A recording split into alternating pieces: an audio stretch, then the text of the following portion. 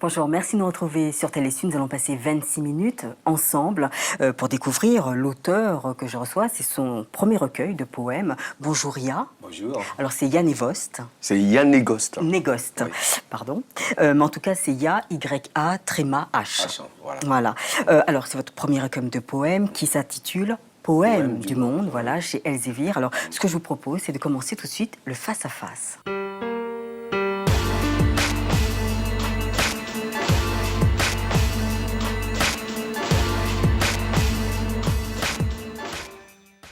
Alors, votre recueil de poèmes comporte 3 parties. Poèmes engagés, deuxième partie, c'est poèmes sentimentaux, et troisième partie, poèmes émotionnels.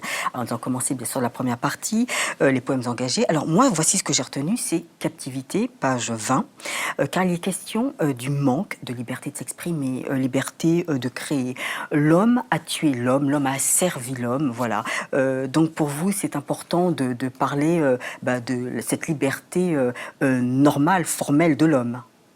Oui.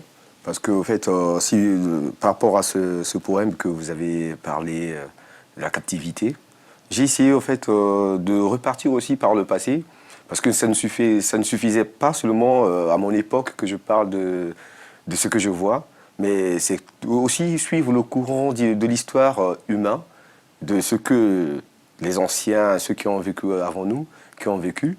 L'histoire permet à ce qu'on ne puisse pas reprendre les mêmes erreurs. C'est pour cela, dans la captivité, j'ai parlé des mines, des gens qui étaient rattachés aux mines, travaillaient dans les mines comme esclaves, et puis les camps de concentration les camps de également, concentration, prison et tout ça. centres de détention. Oui. Voilà. Donc j'ai essayé aussi, puisque c'est un peu la griffe de mon écriture, ramener aussi un peu de fiction. Comme j'ai parlé des eaux, de toute façon, il y a eu lieu aussi dans le courant de l'histoire des hommes. Donc je ramène des eaux, je ramène aussi des trucs imaginaires pour essayer d'expliquer le mal que l'homme y fait à l'autre. Alors justement, en parlant de mal, il y a ce poème qui est justement la page d'à côté, page 21. Ça vient de vous. Là, vous parlez justement encore de mal, c'est-à-dire le racisme, l'antisémitisme. Vous parlez de la haine. Je vais même citer quelques vers. Vous m'avez construite des jougs, vous qui ayant inspiré de moi un esclave, vous m'avez fouetté au prix de la haine. Voilà, donc là, bien sûr, on revient sur cet esclavage, l'homme qui est encore enchaîné, l'homme qui n'est pas libre. Et bien sûr, ça engendre cette haine envers l'homme. Envers l'homme toujours. Le prochain, oui. Voilà, au fait, c'est toujours dans le courant de la vie humaine, le plus fort, le plus intelligent qui abuse de celui qui n'est pas aussi intelligent que lui, en croyant qu'ils ont droit. Mais ils ont peut-être un devoir de pouvoir éduquer, de ramener l'autre à comprendre certaines choses. Mais ce devoir ne fait pas autant de droit sur quelqu'un qui ne comprend rien ou qui vit dans un monde de monde courant, basse classe, qui ne comprennent rien. Ce n'est pas à nous ou aux gens qui comprennent de pouvoir les matérialiser. C'est plutôt de les ramener à la réalité, de comprendre ce qui se passe, ce qu'ils doivent faire, ou les responsabiliser tout court. Il y a aussi la faim. Alors, vous dites, toi la faim qui me creuse là, toi qui fais vivre des bébés, toi qui fortifie des jeunes valides et raisonne les sages de cette planète Terre. Voilà, j'ai l'impression que vous faites référence justement à cette famine, à ces gens qui, l'élite, mange à sa faim, et les pauvres qui s'endorment, le ventre vide. Voilà. En fait, C'est qui? C'est l'élite qui n'aide pas les pauvres, ou c'est les pauvres qui ne se débrouillent pas? Bon, en fait, j'ai compris, dans l'idéal de ce poème-là, la faim, c'est même une poésie que j'aime beaucoup, parce qu'en fait, ça garde une philosophie, parce que la griffe aussi dans ces poésies, c'est pas seulement une poésie au plaisir des vers, c'est plutôt ramener aussi une idée qui peut conseiller tout en ramenant le goût de la poésie. En fait, la faim, j'ai compris que par la faim, on peut arriver à crier, on peut arriver à s'en sortir. Donc, si vous avez lu, j'ai parlé de la faim. Par rapport à la faim, on a compris à en ramener la géologie, par rapport à la biologie, la botanique, qu'on arrive à force de pouvoir vouloir manger, qu'on arrive à comprendre que les arbres ou des plantes pouvaient aider la personne, soigner. Voilà. Donc la faim justifie non pas seulement un besoin physique, mais aussi je peux dire, ça peut donner une impression, une sensation d'aller plus loin, de chercher, de quitter un peu, de quitter l'état naturel. Donc, philosophiquement, j'ai voulu parler de la faim par rapport à cette idée-là. Donc, c'est aussi intentionnellement une intelligence en soi. Alors justement, quand vous dites ça, parce que après, moi, je n'ai pas compris. Là, il faudra m'expliquer. Vous dites, toi, faim, tu es pensée intentionnelle, instinctuelle et une mémoire biologique en idée. Alors, de l'homme social tend nous équilibrer aux cordes manuelles de cette terre sans merci. Alors là, je n'ai pas compris. Voilà. Ouais. Bon, en fait, par là, j'ai voulu dire que, en se rendant compte, si on est arrivé aujourd'hui à créer, même si aujourd'hui on l'ignore, quand on crée des voitures, on crée des avions, tous ces véhicules, c'est parce qu'on a fini ce problème de faim. Parce que si on n'avait pas abouti à régler ce problème de faim, je pense que... Nos jambes, toujours pour aller chercher la nourriture, chasser. Ouais. Voilà, on serait toujours là, voilà, à ne pas pouvoir avancer. Donc, du coup, en réglant le problème de la faim, ça nous a poussé aujourd'hui à réfléchir, d'aller plus loin. Mais ce que je déclare, je pense toujours aux démunis, aux plus malheureux, que eux, ils meurent sans que personne s'en rende compte. Mais alors que la faim, il faut qu'on se souvienne de la faim, puisque c'est elle, la base de tout. Si on n'arrive pas à manger, on n'a pas de l'énergie. Si on n'arrive pas à manger, on ne peut pas penser. C'est juste la force de pouvoir entretenir ce besoin, qu'on puisse arriver à réfléchir, à s'en sortir. Alors, j'ai relevé aussi dans vos différents poèmes, souvent il y a deux adjectifs qui reviennent très souvent, c'est le mot nucléaire et aussi le mot atomique. Alors, je vais vous donner quelques exemples. Vous dites par arrogance de l'homme nucléaire, ou alors à la peau d'un mouton nucléaire, ou alors ont été conçus leurs jabots nucléaires. Le mort grise, le martyrisé tend pour l'insérer dans la faute atomique, ou alors ton éprouvette nucléaire, tes accoudoirs atomiques. Alors, voilà, j'ai relevé ça, mais alors qu'est-ce que ça veut dire? Voilà, en fait, moi j'ai compris, actuellement, on vit une époque atomique, nucléaire. Oui. Donc, je veux en faire un adjectif, que ça soit méchant, destructeur, mauvais. Tout cela résout au mot nucléaire, que je voudrais bien que ça soit un adjectif. Donc, quand vous voyez que je parle homme nucléaire, je parle de voilà, l'homme destructeur, l'homme méchant. Ça fait toujours appel aux hommes qui dirigent le monde. Ça ne va pas être un pauvre qui vit dans les quartiers, dans les bidonvilles, qui va en créer un problème nucléaire. Donc voilà, ça s'appelle plutôt des gens qui changent le monde sans avoir conscience des dégâts qui peuvent en sortir, quoi. Donc il n'y a rien à voir avec ADN, acide Non, il n'y a rien à voir avec l'ADN. d'exosiboribonucléique. Moi, je me suis même cherché jusqu'à la nucléon nucléique, enfin peut-être pour le noyau de l'homme, enfin voilà, la cellule vivante. C'est plutôt technologique. Comme vous allez constater, il y aura aussi des synonymes comme fissile, basaltique, que je ramène plutôt dans le sens de l'atomique ou nucléaire, pour dire destructeur, mauvais, méchant, voilà, tout ce qui malmène aussi ce monde dans un but destructeur, quoi. Alors vous parlez aussi, quand on parle de destruction, vous parlez aussi la richesse. Donc c'est-à-dire que la richesse, c'est le capitalisme, et le capitalisme, c'est laisser les uns les autres crever, quoi. Vous parlez aussi de l'avidité. Donc vraiment, c'est l'homme n'est pas bon, quoi. C'est vous montez le mauvais côté de l'homme, quoi. L'égoïste, il est vraiment pas altruiste. Bon, voilà. En fait, le mauvais côté de l'homme, pourquoi? Parce que le souci, parce que dans ma philosophie, si déjà une sagesse qui peut ramener la mort, c'est pas déjà une bonne sagesse. Il faut peut-être encore l'améliorer. Donc du coup, ce que je demande, c'est pas une critique directe, c'est pas de refuter, mais c'est plutôt chercher une amélioration, une façon qu'on peut... Parce que le souci, c'est d'arriver à la perfection. Oui. Hein, d'arriver à la perfection.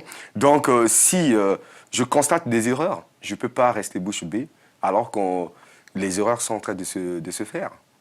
Donc, tant mieux en parler, tant mieux dire, pour que les gens s'y rendent compte et chercher à améliorer vers une perfection certaine, quoi. Le souci, c'est celui-là. Dans les poèmes sentimentaux, c'est ce chapitre 2. Alors là, c'est différent. Là, c'est l'amour. Là, c'est le côté bon de l'homme. Là, c'est l'amour, c'est la femme qui est mise en valeur. Par exemple, laisse-moi écrire en toi. Alors, moi, je ne vous cache pas que c'est ma préférée. Hein, Ah ouais. dès que ça parle d'amour, voilà, de sentiments. Voilà, là, vous parlez, j'aime bien te décrire avec l'encre de mes larmes, marquer de ton cœur mon sentiment. Enfin, voilà, te dresser de mon pur sang dans ta mémoire la foudre qui sévit en moi. Enfin, voilà. Et puis ça, j'adore ce dernier poème, cette dernière strophe, pardon. Autorise-moi de rédiger en toi ma vie, te dessiner avec mon encre génétique le croquis du fruit de notre amour, te marquer l'image de notre futur espoir, de notre raison sur Terre. Donc on sent vraiment que l'homme et la femme, une sorte de symbiose, voilà, c'est Adam et Ève, enfin voilà, il y a ce côté, voilà, Éden, enfin, voilà, de l'amour. Voilà, en fait, là, car moi, j'ai aussi vécu l'amour. D'accord. Donc, j'ai carrément voulu montrer la magie qui existe entre l'homme et la femme, de l'amour. L'amour, c'est cette magie, il définit cette magie-là. Donc, j'ai voulu carrément exprimer avec des choses un peu naturelles, radicales, pour pouvoir exprimer la magie de l'amour. Voilà, quand vous disiez vers la fin, te décrire hein, avec l'encre de mes gènes. Oui. Voilà, te faire un joli, ça veut dire un petit enfant Oui. à la fin, Oui. pour montrer carrément la magie qu'il y a de l'amour, c'est de donner la vie. Il n'y a pas plus beau que la vie. C'est pour cela le combat de mes poésies, c'est plutôt montrer la beauté qu'est la vie, même si, pessimistement, on se rend compte que dans la vie, c'est un symbiose du bien et le mal, Oui. mais plutôt valoriser le bien. Le souci, c'est celui-là. Alors, il y a aussi dans le chapitre poème là, émotionnel, vous voyez, moi j'ai retenu dans le chapitre sentimentaux celui-ci, mais dans le chapitre émotionnel, le dernier, vous dites « je pense donc je ne suis ». Donc là, on a l'impression de rentrer plutôt dans une sorte de psychologie, de psychothérapie. Enfin, on dirait que c'est la recherche du soi, la quête identitaire. Voilà, moi c'est ce que j'ai vu dans ce chapitre-là, poème émotionnel. Je ne pense donc que je ne suis. Ne suis pas. Voilà, donc je en ne fait, suis. Oui. apprenons... Alors c'est je pense donc je suis. Non, non. Non, mais le vrai terme c'est cogito sum. Donc Ouais, c'est je voilà, pense donc je c'est de suis. Descartes. Et là, oui. Donc en apprenant Descartes, hein, sa philosophie, à mon époque, je me suis rendu compte que le doyen, il a eu tort. Il a eu tort dans le sens de dire que je pense, donc je suis. Mais si actuellement on pense, s'il pensait qu'il est, aujourd'hui on ne le voit pas. C'est-à-dire, je ne. C'est-à-dire, là, Descartes qui avait déclaré que je pense donc je suis, mais alors qu'il n'avait jamais pensé que par le futur, il vivra jamais. Alors que dans mon souci, c'est de vivre. Le souci pour moi, c'est de chercher une perfection. Parce que moi, je ne crois pas à une vie, c'est-à-dire une vie après la vie, quoi. Ou une vie avant la vie. Ou une vie après la vie en sortant dans les animaux comme tant d'autres y pensent. Donc mon souci, c'était de montrer que si je pense, donc je ne suis pas, parce que je peux penser vivre toujours, alors que je ne penserai jamais vivre toujours. Et aujourd'hui, avec la technologie, il nous aide à comprendre ce message que je donne. Il y a des gens qui vivent avec le cœur de quelqu'un d'autre.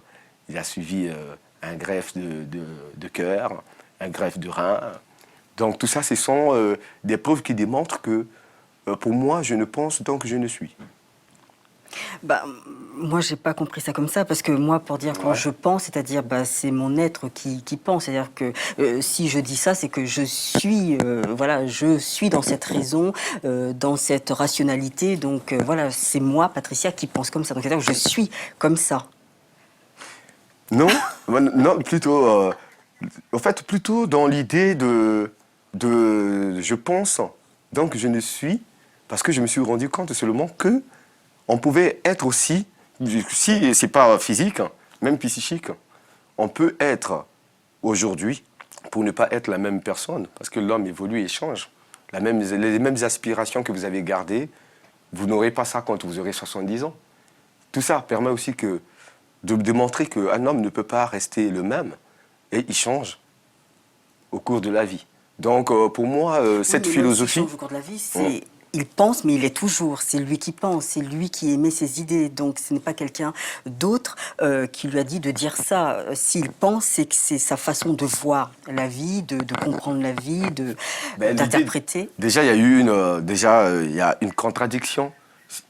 Déjà il y a une contradiction. Si est que le même être qui pensait positivement d'une chose et que dans le futur, il pense négativement de la même chose. Il y a une contradiction. Donc, ce qui révèle d'une contradiction, c'est déjà un défaut que moi je constate, que je dis, ben, on ne peut pas penser et être, parce que l'homme est en éventuel changement, qu'il faut... moi, je dirais plutôt, je pense donc je le suis. Parce que éventuellement, en évoluant, on n'est pas le même qu'on a quand on était enfant, quand on était adolescent, quand on est adulte, quand on sera dans 70 ans. Alors, ce qui est étonnant aussi, c'est qu'à un moment, donc il y a cette recherche de soi, la quête identitaire. Donc là, c'est la dernière question. Et à un moment, vous parlez de la bière. Alors pourquoi? Parce que qu'est-ce que ça vous apporte, la bière? Au contraire, ça ne m'apporte pas. En fait, j'ai voulu parler de la bière, parce que par le passé, moi-même, j'étais un bon consommateur de la bière.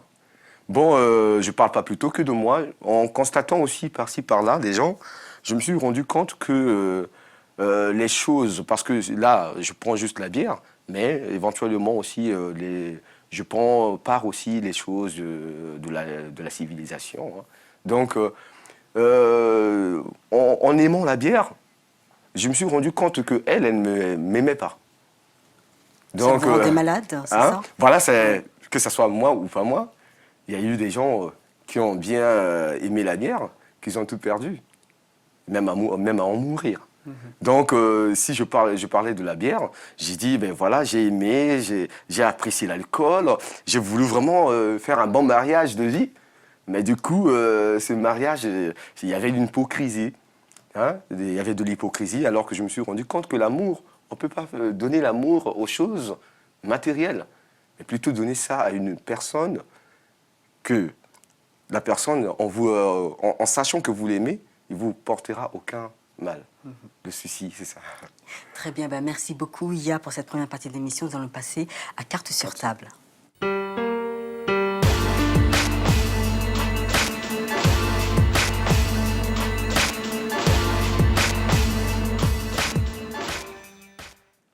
Alors oui, alors carte sur table, voilà, vous en avez devant vous. Alors vous en choisissez une. Déjà, je ne joue pas au loto. Oui. Oh, il n'y a pas de millions à gagner, vous inquiétez pas. Enfin, ce serait dommage. Donc, Joker. le joker, voilà, je vais la mettre là pour le réalisateur. Le joker. Ah bien, alors le joker, en fin de compte, ça correspond à la guerre civile du Congo, parce que dans ce communiqué de presse pour faire connaître votre ouvrage, vous mettez, voilà, lors de la guerre civile de 1997, au Congo-Brazzaville, là, c'est la Pascal Lissouba. Oui, J'ai je choisi vois. Pascal Lissouba, puisque la guerre civile correspond à sa chute et à son exil. C'est ça, en 1997. Ouais, ouais. Est-ce que vous avez des souvenirs, justement, de cette guerre civile au Congo? Ouais, je pense que c'est ce qui a conduit que je puisse rédiger ce recueil de poèmes. Donc, je vois en face de moi, à l'instar de lui, et comme tout autre, des êtres que je définis ici comme des cyborgs, des zombies, que moi j'ai été victime. J'ai même bien eu peur quand j'étais jeune, adolescent. Donc j'ai bien vécu les atrocités pendant cette guerre de 97. Hein. Donc je reconnais bien ces acteurs qui ont sémé la pagaille en plein pays. Donc vraiment, ça m'a poussé même à connaître des armes. J'en étais victime. J'ai reçu même une balle. J'en parlerai pas, mais c'est la vie privée. Donc, il y a eu pas mal de gens qui en ont mort, qui en sont morts. Donc, voilà. Vraiment, c'était un mauvais événement au courant de ma vie. Mais bon, je ne peux pas dire que c'était un bon moyen aussi pour que je puisse m'inspirer. Je ne vois pas plutôt comme ça. Mais sinon, c'était un moment marquant de ma vie. En étant adolescent, en voyant des dizaines de morts, je pense que ça reste longtemps. Et jusque-là encore, quand je rédige, j'ai l'impression que je revois toujours les mêmes images du passé. Voilà. Une autre carte, s'il vous plaît. Le valet. Eh bien, voilà. Alors, là, on va parler d'actualité. D'une autre actualité, c'est le mariage pour tous. Alors moi, je voulais connaître votre opinion. Voilà, est-ce que vous étiez l'anti-mariage voilà, pour tous, ou est-ce que vous êtes pro voilà, pour ces familles homoparentales Bon... Ah, vous n'avez rien à craindre. Hein. Voilà. Non, ben du coup, moi, je suis pas pour. Je suis pas pour parce que ça revient à mes questions, à mes bases. Comme tout à l'heure, on en a parlé de je pense donc je ne suis. Donc je suis plutôt allé à la base des choses. Moi, je vais aller plutôt aussi dans la base des choses. Sachant que si je suis là, c'est parce qu'il y a eu une symbiose d'un homme, une femme. Mais il s'avère que la liberté aujourd'hui, la liberté est confuse. Hein. Chacun peut-être peut vivre sa vie. Ça, on n'empêchera pas à la personne de pouvoir vivre sa vie, de pouvoir vivre avec qui il veut. Mais le sujet du mariage, moi, je trouve que c'est contraire aux normes des choses, aux normes des choses, aux normes même de la raison. Ce qui justifie ma façon de pouvoir, c'est-à-dire répondre à cette question. Je trouve que ça va trop loin. Les gens, ils ont le droit de vivre leur vie, mais ils n'ont pas le droit de... Je ne sais pas dire si je peux dire droit, mais je pense que le mariage, ça ne me répond pas trop.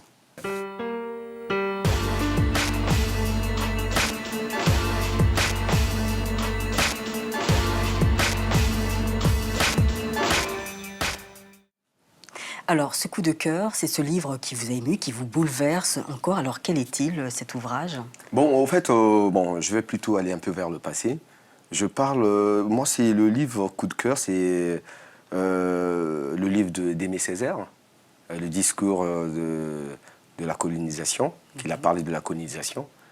C'est un discours que je trouve un peu proche de moi. Bon, lui, il a parlé au moment où il y avait ces actes-là de la colonisation.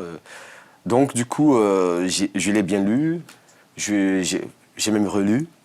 Donc, c'est le livre qui m'a marqué, que je penserai toujours à lui. C'est vraiment une belle poésie qu'il a dû laisser. Que certaines pages aussi m'inspirent, parce qu'il fait appel au nom d'Hitler aussi, genre étant un adjectif. Hein. Tout comme moi, je fais pour du nucléaire. À l'époque, lui, il utilisait Hitler pour dire que chacun de nous a un peu de son Hitler. Quoi. Donc, vraiment, c'est... Bon, en prenant cette métaphore, et le mien, j'ai trouvé qu'on avait un petit côté qui nous rapproche. Quoi. Et est-ce que, par exemple, sa façon d'écrire aussi vous a-t-elle un peu surpris ou alors vous étiez plutôt, c'était la pensée, mais pas dans l'écriture, enfin dans les syntaxes? Pas dans l'écriture et les syntaxes. C'est plutôt dans la pensée. Ouais. Parce que quand je vois dans son livre le cahier de retour au pays natal. natal, il y a une poésie qui dit je serai l'homme tigre, je serai l'homme indien, je serai l'homme juif. Voilà. Dans mes poésies aussi, vous allez voir que je interpelle aussi tout le monde, que je fais participer tout le monde dans cette, à se rendre compte de la scène, je peux dire aujourd'hui mondiale. Voilà. Donc, je pense que c'est plutôt dans l'idée, mais l'écriture, ça se différencie. Parce que chacun de nous a son style, quoi. Très bien. Merci beaucoup, Ya, parce qu'on me dit que l'émission est finie, touche à sa fin. Ouais. Je vous remercie beaucoup, Ya. C'est votre premier recueil de poèmes. Ça s'appelle Poèmes du monde, voilà, chez Elsevier. Voilà, merci beaucoup. Merci de nous avoir suivis. Merci. Au revoir et à bientôt.